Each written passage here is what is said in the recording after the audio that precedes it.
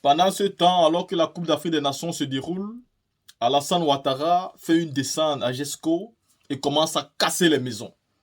Alors on tombe sur une vidéo qui déchire le cœur.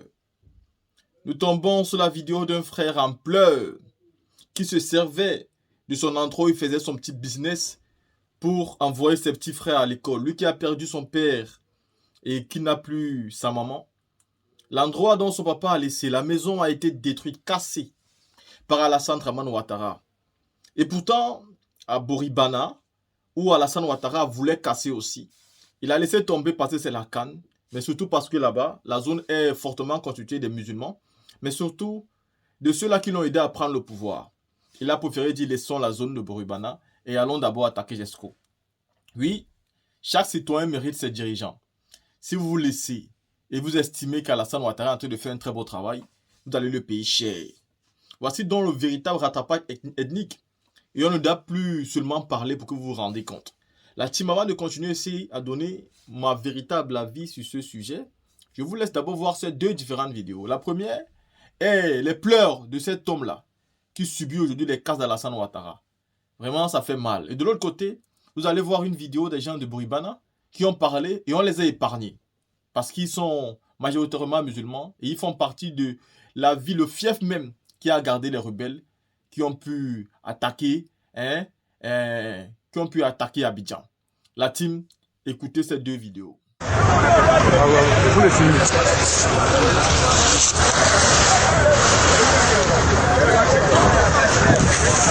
Pardon, je demande pardon beaucoup. Je sais que tu es en train de travailler, c'est vrai.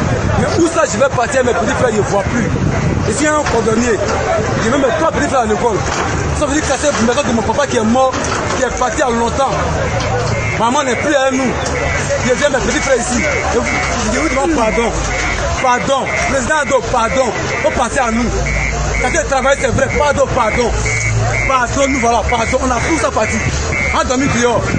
Pardon. Pardon. Les mots me manquent, pardon.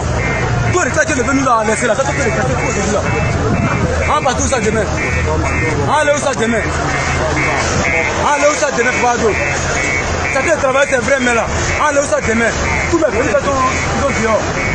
Les comment on est parti de suite. C'est pas ce qu'il a fait.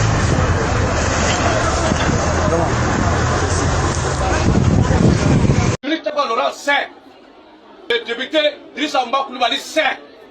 C'est moi le secrétaire à la solidarité de tout Atogoubé, du RHDP. Je dois être solidaire à ma population. Je dois être solidaire à la population d'Atogoubé. Ils nous ont dit pendant la campagne qu'on n'a qu'à voter RHDP. Quand on va gagner à Boribana, ils vont venir lotir les restes du quartier. On a voté ici 100%. Et là...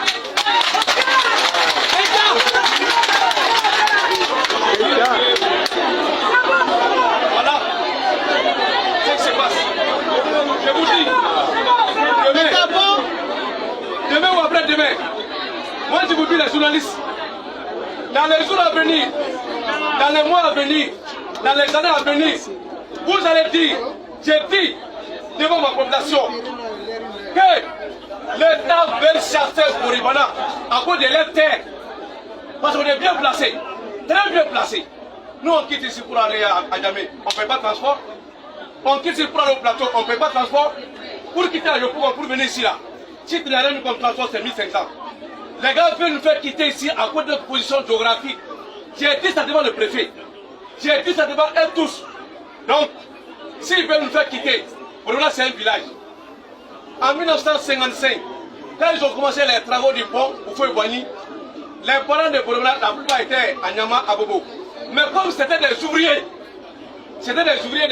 du pont au Fouet-Boigny, ils ont décidé de venir pour être plus proches du pont.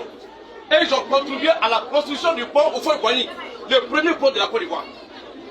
En 1983, quand on faisait le projet du boulevard de la Paix, 83, c'est Ngoumo Mobio qui était le maire. Ngoumo Mobio a dit à son temps, il va casser Boribana. Oufoué-Boigny, paix à son âme, a dit à Ngoumo Mobio, au moment où les gens de Boribana étaient là construits, tu ne les as pas empêchés de construire. Donc ne cassez pas. Si tu n'as pas un endroit où les mettre, ne cassez pas. Parce que c'est les Ivoiriens, c'est les populations.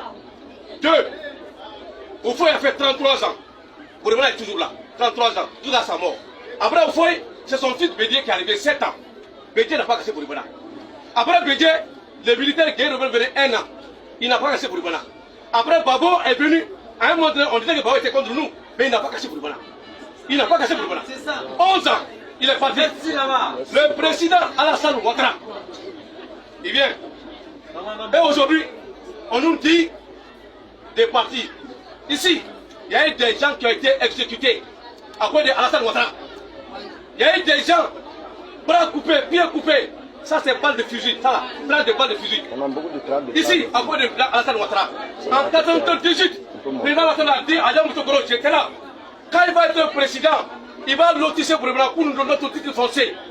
Ça est là, sur cachette, c'est avec nous. Et Koumassi Campement, les deux quartiers là, il a parlé des deux quartiers là. Bouribana et Koumassi Campement. Quand il va devenir président, nous on a toujours soutenu Alassane Ouattara. On a toujours, et on était victimes parce qu'on nous soutenait. Aujourd'hui, M. Bagongo vient pour venir nous dire que lui il est gouverneur, comme si il n'y a pas quelqu'un qui n'a jamais été gouverneur ici, ça part de lui. D'accord, nous avons compris. Koumassi là c'est Koumassi, à Togoubé c'est à Togoubé. À Togoubé c'est un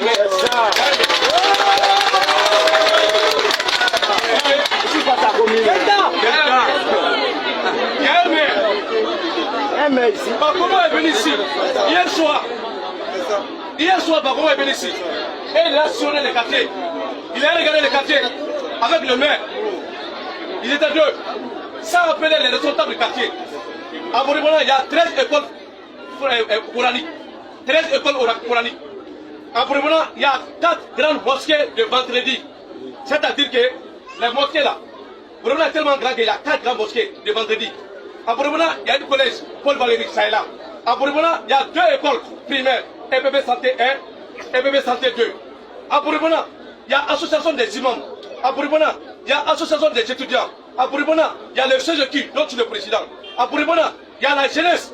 Une jeunesse qui a toujours élevé Bouribana dans toutes les compétitions. Le président il a là à Boakane.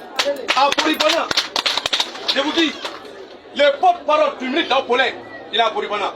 À Bouribana, le photographe et le journaliste principal du ministre d'Aupolin, il se trouve à Bouribana. À Bouribana, le conseiller, je suis conseiller à la mairie d'Atougubé. J'étais candidat et j'ai déposé tous mes papiers. Même papier impôt, j'ai tout déposé. À cause de ces quartiers-là. Aujourd'hui, nous, on n'a pas demandé 2 choses. Le pont, M. Bagongo, il n'a pas l'information. Il n'a pas l'information. Si tu n'as pas l'information, cherchez à avoir des vraies informations. Ceux qui ont rencontré Bagongo là, je ne pense pas qu'ils ont donné la vraie information à Bagongo. Je ne pense pas. Sinon, si les gars avaient donné la vraie information à Bagongo, M. Bagongo n'allait pas envoyer des gens pour venir nous dire qu'il faut aller lundi. Ce n'est pas possible. C'est parce qu'il n'a pas l'information. Aujourd'hui, je l'appelle devant tout le monde. Même des trucs, on va son numéro. Quand on faisait la campagne, quand on les appelle, ils prennent. Voilà. Mais je l'appelle aujourd'hui, il n'a pas pris. Il n'a pas pris. Mais je connais chez lui, je connais où il habite. Actuellement, il est au district. Nous, on n'est pas des sauvages. Nous, on est des personnes civilisées. La preuve, le pont, qui pouvait croire que le pont pouvait faire à Bouribana sans bruit? Personne. Aujourd'hui, voilà, le pont est fini. Le président Alassane a débloqué des milliards pour donner aux impactés. Aux impactés, ils n'ont pas envoyé l'argent des impactés, nous on va partir. C'est tout. Tant qu'ils n'ont pas envoyé l'argent des impactés là, ils ont mis l'argent.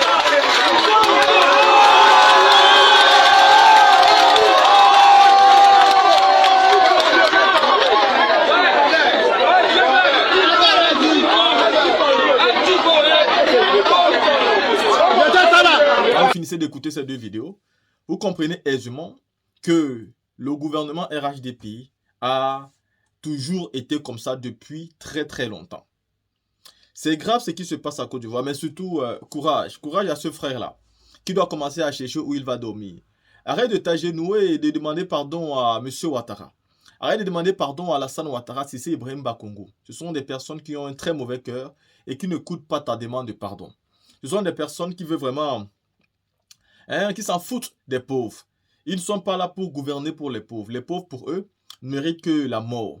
Les pauvres n'ont droit à rien. Les pauvres, même le peu qu'ils pensent avoir, les gens d'Alassane Ouattara vont vous retirer ce peu-là. Si vous ne vous levez pas à un moment donné pour dire non, vous allez subir. Écoutez, le développement, c'est une très bonne chose. Et tout le monde aime le développement. Mais la façon dont Alassane Ouattara fait pleurer des personnes en développement, c'est très dangereux. C'est très délicat. Et ça peut se retourner contre lui. Et il faut savoir qu'être silencieux, c'est être complice. Ne pas dénoncer, c'est être complice. Voir sans rien dire, c'est être complice. Vous devez dénoncer. Et vous, sur cette page, vous devez partager massivement. Vous devez liker, vous devez commenter. C'est votre contribution. Car vos partages permettent d'informer, mais surtout de mobiliser les consciences de tout un chacun. Alassane Ouattara est en train de détruire la vie de certaines personnes alors que la CAN est en train de se jouer en Côte d'Ivoire. Et vous allez demander aux gens de ne pas faire la politique à cause de la Coupe d'Afrique des Nations. Comme si à cause de la CAN, les gens ne mangeaient plus. Tout le monde ne met pas ses organes dans la Coupe d'Afrique des Nations. Ce n'est qu'un jeu. Ce n'est qu'une compétition qui se joue de nos émotions, qui nous distrait pendant un mois. Nous avons toujours des factures à payer et nous devrons les payer très cher après la Coupe d'Afrique des Nations. Nous avons des familles à nourrir, des enfants à envoyer à l'école. Nous avons nos responsabilités à assumer et nous avons surtout un pays à construire pour les futures générations et un continent à rétablir, à redorer le blason. Nous avons la fierté de notre continent à sauver. Nous devons donc dénoncer, peu importe les compétitions qui se jouent à l'heure actuelle. Ceci étant dit, la team, apportez vos commentaires.